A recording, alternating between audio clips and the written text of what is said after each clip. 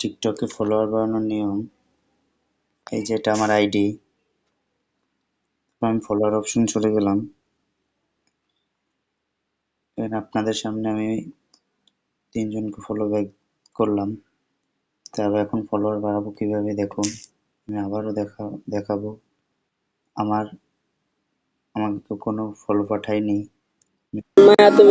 Search অপশনে গিয়ে Imran Khan official, ভালো করে লোগোটা দেখে নেবেন, ইমরান খান অফিসিয়াল। তারপর তার আইডিতে ঢুকবো, ঢোকার পর তাকে ফলো করব, তারপর আবার ফলো করব, আনফলো করব, ফলো করব, আনফলো করব, ফলো করব,